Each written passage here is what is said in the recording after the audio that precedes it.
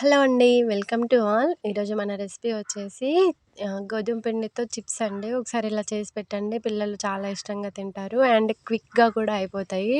తొందరలో అయిపోతాయి. పిల్లలైతే భలే ఇష్టంగా తింటారు. స్నాక్ ఐటెమ్ అండి. వీడియో మాత్రం ఎక్కడ స్కిప్ చేయకుండా చూడండి. ఇక్కడ నేను ఒక బౌల్ తీసుకున్నాను. దీంట్లోకి 2 కప్పుల వరకు గోధుమ పిండిని యాడ్ చేస్తున్నానండి.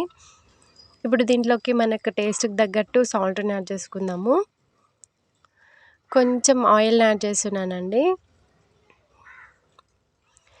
ఇలా మొత్తాన్ని ఆయిల్, సాల్ట్ అంతా కలిసేంత వరకు బాగా మిక్స్ చేసుకుందాము ఇప్పుడు దీన్ని. చూసారు కదా! ఇలా బాగా మిక్స్ చేసుకొని కొన్ని వాటర్‌ని యాడ్ చేసుకుంటూ మన చపాతీ పిండిలాగా కలుపుకోవాలండి. పిండి అనేది కన్సిస్టెన్సీ కొంచెం లూజ్‌గా ఉంటే మనకు చేసేటప్పుడు అంత విసుగైతే రాదు. ఇలా కొన్ని వాటర్‌ని యాడ్ చేసుకుంటూ చపాతీ ముద్దలాగా కలుపుకుందాము. చూసారు కదా! ఇలా కలుపుకుందాము. ఒక 15 మినిట్స్ వరకు ఈ పిండిననేది కొంచెం నాననిద్దామండి. మనకు చేసేటప్పుడు మంచిగా సాగుతది చేసుకున్న చపాతీ అనేది. 15 మినిట్స్ తర్వాత పిండనేది బాగా నానిపోయిందండి. చూసారు కదా! 15 మినిట్స్ తర్వాత పిండనేది బాగా నానిపోయింది. పిండిని మంచిగా కలుపుకొని ఇప్పుడు దీంట్లోకి కొంచెం పిండి ముద్దను తీసుకుందాము. ఇలా పిండి ముద్దను తీసుకొని ఇప్పుడు మనం చపాతీ కర్రతోటి చపాతీలాగా తాల్చుకుందామండి. మన చపాతీనైతే ఎలా ప్రిపేర్ చేసుకుంటామో అదే సైజ్ తోటి చేసుకుందాము ఇప్పుడు. ఇదైతే తొందరలో అయిపోతదండి. పెద్ద ప్రాసెస్ కూడా ఏముండదు. ఇలా చపాతీ కర్రతోటి బాగా తాల్చుకున్న తర్వాత ఇప్పుడు మీకు నచ్చిన షేప్‌లో కట్ చేసుకోవచ్చండి. మీకు ఏ షేప్ నచ్చితే ఆ షేప్ తోటి కట్ చేసుకోవచ్చు. ఇలా ఒక నైఫ్ తీసుకొని నచ్చిన షేప్‌లో కట్ చేసుకుందాము.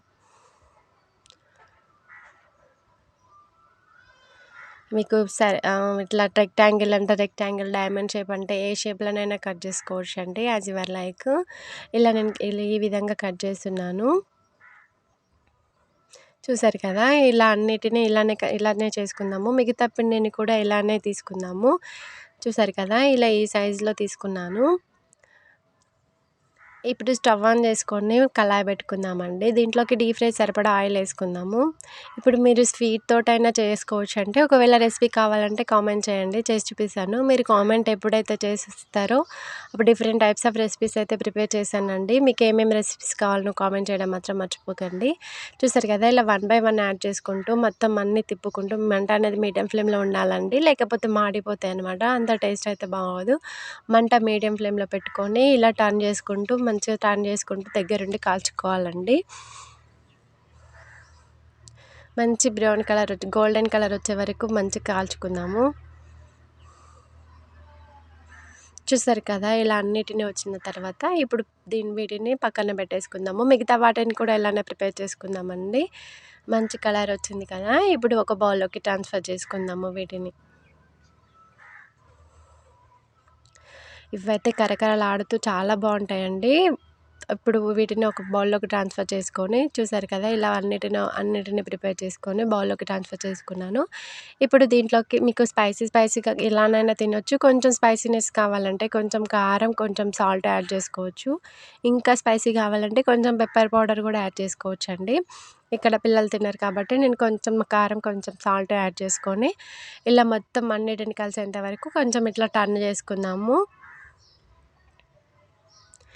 ఇలా అన్నిటిని టర్న్ చేసుకుందామండి. కారం, ఉప్పు అనేది మంచిగా కలిసిపోతదనమాట. ఇప్పుడు ఒకటి చేసి చూపిస్తాను చూడండి. చూసారు కదా! ఎంత క్రిస్పీగా ఉందో చాలా బావుంటదండి. ఒకసారి మీరు మాత్రం ట్రై చేయడం మాత్రం మర్చిపోకండి. అలాగే రెసిపీ అనేది ట్రై చేసి ఎలా ఉందో కామెంట్ చేయండి. అలాగే నా వీడియో నచ్చితే లైక్ చేయండి, షేర్ చేయండి అండ్ మన ఛానల్‌ని సబ్స్క్రైబ్ చేసుకోవడం మాత్రం మర్చిపోకండి. Thank you for watching.